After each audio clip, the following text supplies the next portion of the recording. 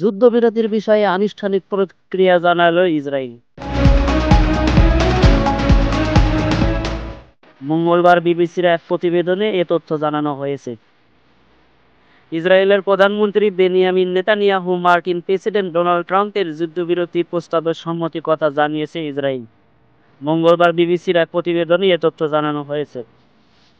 এক বিবৃতিতে বলা হয়েছে, এই যুদ্ধবিরতি লঙ্ঘন করা হলে ইসরায়েল এর কঠোর জবাব দেবে।